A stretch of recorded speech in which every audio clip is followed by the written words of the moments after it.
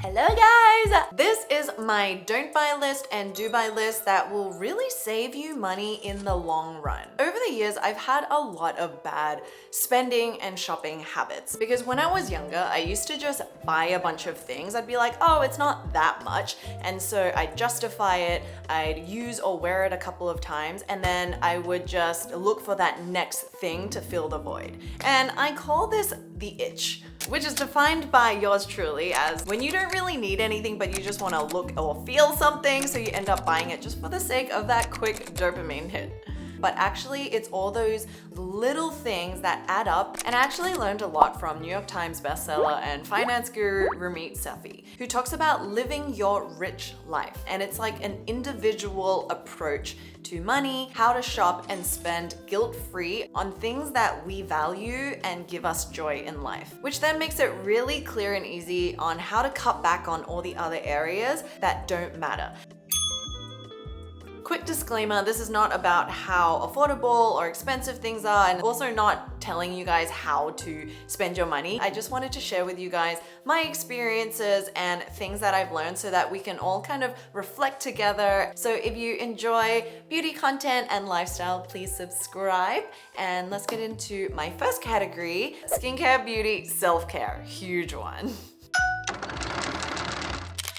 These are the questions that I will typically ask myself before any purchase. And depending on what it is, it will help me think through it a little more thoroughly so that it's not impulsive. First thing, I no longer go and get my nails done. I used to go routinely every month. And in New York City, a gel manicure costs around $90. And that's sometimes not even including tip. $90 a month actually is a lot. I could do my groceries, my daily travel expenses, get dinner or lunch. And instead, I just bought my own UV lamp and learned how to do it at home, which is actually really easy and is also still that form of self-care, just in a different way. All right, so we've saved that. Next thing I don't buy is makeup. Now, hear me out because you might be like, but Phil, you always review things. For my job, I actually do try a lot of things, right? When is the last time you finished a blush or an eyeshadow palette? You know what I mean? But the exception is eyebrow pencils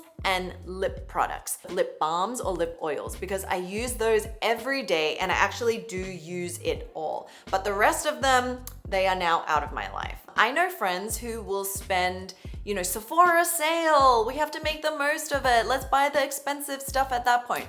Like, I used to fall into that trap, but now I'm just like, I don't even care what is out. And that's another point. Like, when you know what the longer goal is, you're not tempted by things like trends and sales as much. Even if I was to share something with you, you'd be like, oh, that's cool to know, but like, I'm fine. Next thing I don't buy are things like jade rollers, gua sha tools. I just don't have that habit. These facial tools, not saying that it doesn't work, but I can use my own hands and my palms to get the same effect. And on top of that, I also don't routinely go to the clinic. Unless you have a real kind of like health or skin issue that needs a derm or a doctor, then that's a separate issue. But kind of maintenance things, I would rather save for something else. And healthy lifestyle habits really do go a long way. So eat right, sleep at the right time, take care of yourself, and you will look great without these things. Now, the to buy list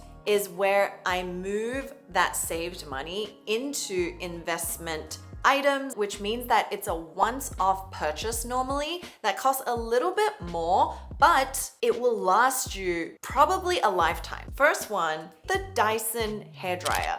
So I have had this for probably 9 years now. They have a new one, but I'm not gonna get the new one. This one works just fine. And I wanna do a quick cost breakdown. You can find them between $420 and $500 right now.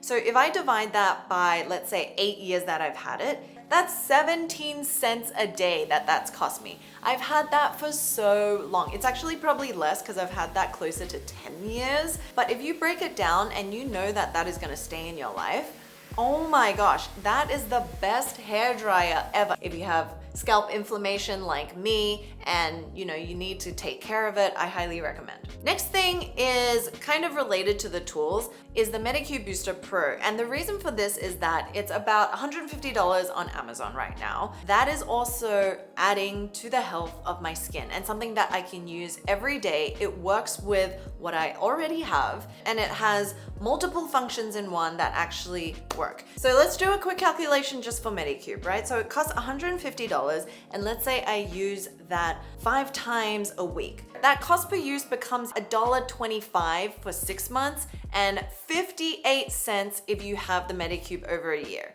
But I personally wouldn't buy these if you're not going to be consistent, because the only way that it works is to be consistent.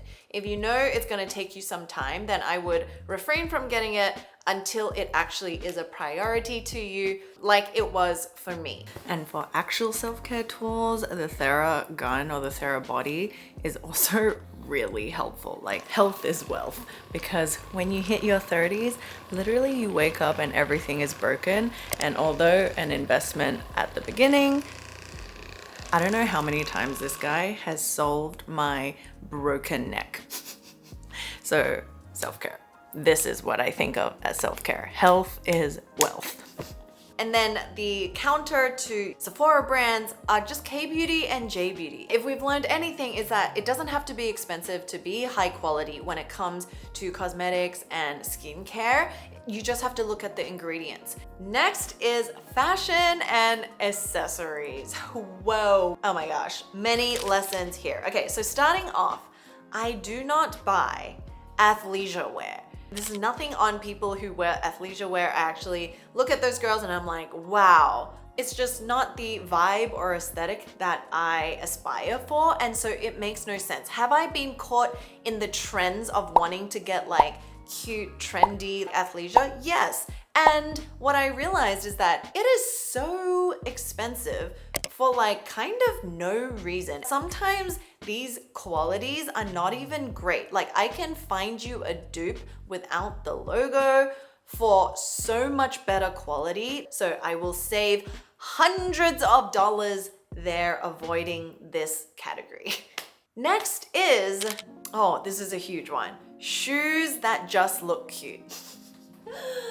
My gosh, have I made some mistakes here, my friends? I am beyond that era of my life where things just look cute. I need it to be comfortable, supportive, soft, and help my bones so that they don't crack during the day. For example, these cute little ballet flats, but they have absolutely no sole, or things like this, like pointed flats. And I actually spent a lot on these because they're real leather. How uncomfortable could they be? But this hurts my foot, my knees, my ankles to no end. Another example is these Garni sandals that I thought were so cute, and I wore it once and almost had to cut off my foot. So in your 30s, or even if you're younger, learn from my mistakes. Aesthetics has to meet with function. It has to satisfy two things, not just one. I personally love Massimo Dutti. So Massimo Dutti makes real leather shoes. They are so soft. Every pair I've bought, there is no break-in. And another brand I love is Cole Haan, actually. Even though it looks like flats once again, it's embedded with cushioning. You can't tell and you feel the difference. Birks are also another type of shoe that you can wear for life. Like, that's actually what it's designed for, the one with the sole bed. Next is tier 1 or tier 3 jewelry. You'll typically see that it's gold plated or silver plated, which means that it's either made of brass or copper. No matter how much I spent for gold plated items, that eventually it's inevitable that it will tarnish. I went through so many horrendous experiences of buying jewelry that inflamed my skin, gave me a rash. Do you see here where it hooks onto my earlobe? It's actually gone black. Like, both of them have rusted, and that's actually what causes irritation. My whole ear hole has closed up. Whether you're buying high-end luxury fashion jewelry or really affordable jewelry, do you see these rings? Fun fact as well is that all our skin is made up of a different makeup of oils and acidity and cholesterols and different things, right? If you're like more acidic, you'll actually erode the coating of these kind of gold-plated or silver-plated things even faster. And I think I am one of those people. I even tried this hypoallergenic jewelry. I tried that, also a sham. And so what I do now is just buy less of it, but I buy real materials. Which is why I was so excited to find out about Ideal, which is a fine jewelry brand that specializes in beautiful lab-grown diamonds using solid gold or silver made by hand. Like for example, this beautiful diamond stud, but what they do is create add-ons. So you don't have to buy a different piece every time. So you'll see on the top, there's a little loop. And then what you do is just add the loop to the stud. Voila, it becomes a completely different style. And just like that, you've transformed the earring to be a stud to just something slightly elevated. This is everything. You can put the stud into these different add-ons, and these ones specifically are really comfortable to sleep in as well. And then on top of that, they also have necklaces like I'm wearing here. It is beautiful. You can actually loop this in two ways. So you can have it like this reverse teardrop, or you can actually turn it around to be like a classic teardrop. And not only that, guys, you can pair these add-ons to the earring, but also add them to the necklace. Okay, just let me show you. It all starts with the little loop. So you just thread it through the very top. And then voila, you literally just made a brand new necklace. Do you see how we just completely transformed it in just a minute? Oh my gosh, it's so dainty. This is essentially your jewelry capsule closet, and that could not speak more to me. They are hand checked by a real person, but they also give you all the specifications of that diamond, and it's traceable and sustainable in terms of the diamond itself, but also the gold, where it comes from, and it actually grows with you. It actually could cost less than constantly needing to repurchase over X amount of years. In the month of May, Ideal actually has a promo that they rarely do. So if you've been thinking about updating or trying new jewelry pieces, I think this is definitely the way to go. You just won't regret it. Where I invest most is my sweaters, jeans, and shoes.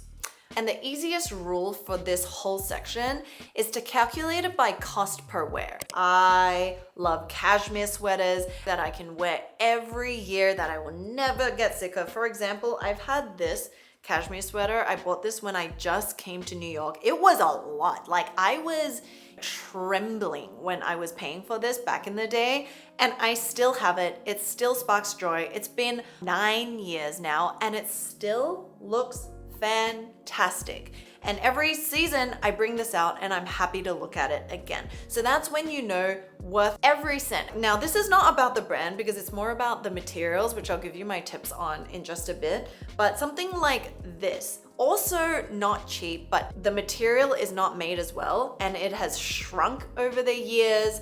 It has lost its structure and it starts to pill. And that's not to say that all I buy are like $100 sweaters. I still buy, I dabble in H&M and Zara sometimes because some of those purchases have been really good too. For example, this H&M sweater versus this sweater, if you look at the material, this is 23% polyester, 14% polyamide, and 3% elastane, which makes it stretchy, it feels soft enough.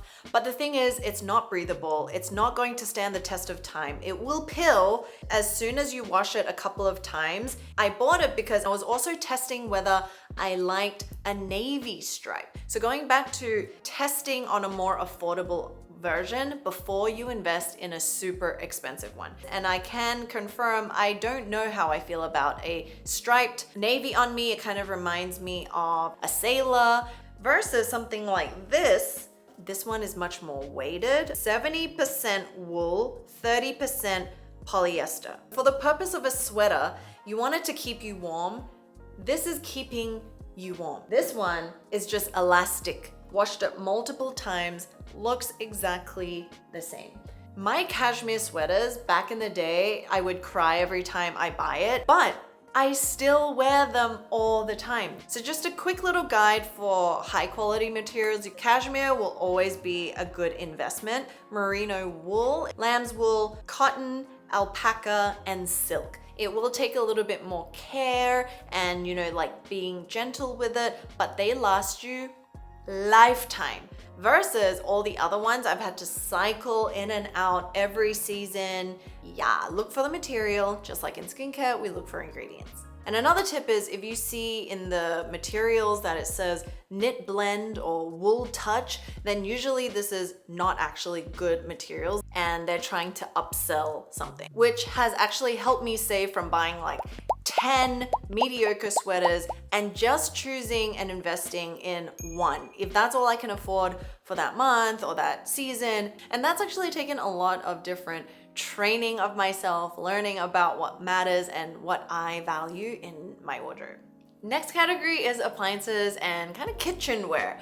First thing on my don't buy is aesthetic kind of millennial pans. And I'm specifically talking about non-stick pans because, I was a single gal, I would cook my meals and, I'd want things to look good. The trade secret is that non-stick pans are all basically the same. They have a thin layer of non-stick coating that will wear down over time no matter how well you take good care of it. It's just made to deteriorate. I've had so many of them, from affordable ones to like really kind of more bougie, pretty ones, but it just all starts kind of sticking and you're like, what the heck? I just want to cook an egg without it sticking to the pan.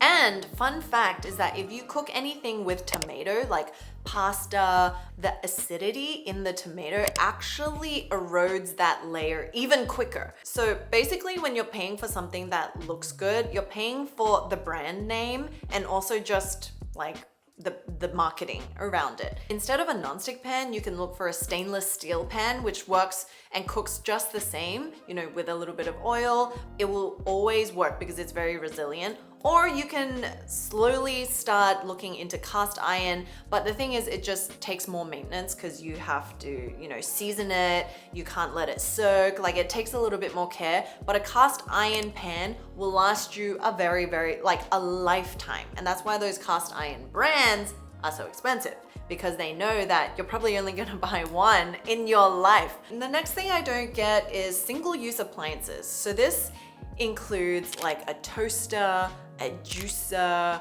a blender, anything that's on the countertop, because for me, it just looks cluttered. I don't want one machine for one use. This will depend on each person. I just personally don't blend that many smoothies. I don't juice things often enough. If in once in a blue moon, I feel like a smoothie, buying one is actually way more cost effective, no matter how much it costs. Next thing, kind of random, is pre-cut vegetables or fruit.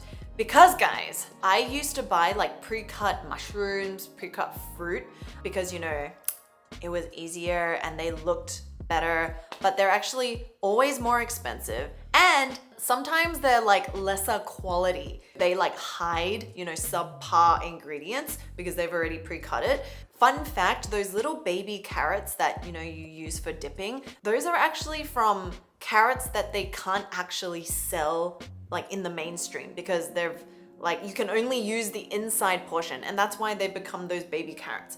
Now, my do buy list is an air fryer or a convection oven. So this one machine still sits on top of your counter, but that's all you need. It toasts your bread, it air fries, it can cook, bigger things like proteins, fish, chicken, and it literally does everything. And it actually has helped me save so much money on getting takeout because it's so quick. And so the cost breakdown for this is, it can range, right? Because air fryers or these counter convection ovens go from budget models, mid-range, to really large multifunctional.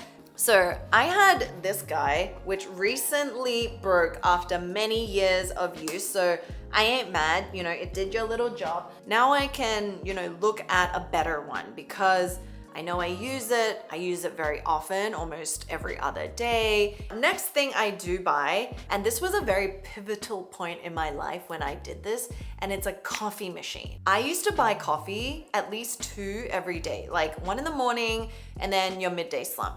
Over the years, I've learned to change better habits. Now I only have 1 in the morning, but still, if I was to buy 1 cup of coffee every morning in New York City, that's about $8 now. With oat milk, $8. Don't even talk to me about matcha. Like, matcha could send me broke.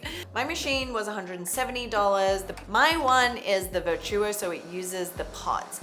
So on the assumption that I have 1 coffee a day, here's a breakdown. So being able to save insane. You've already covered your machine. So that wraps up my don'ts and do's of purchasing habits, spending habits with all the tips that I have. We all work so hard and we should all be able to have these guilt-free purchases as long as we know why, it's intentional, we've thought through it, and we know the value and the quality is actually going to pay us back over time and keep us satisfied for a long time.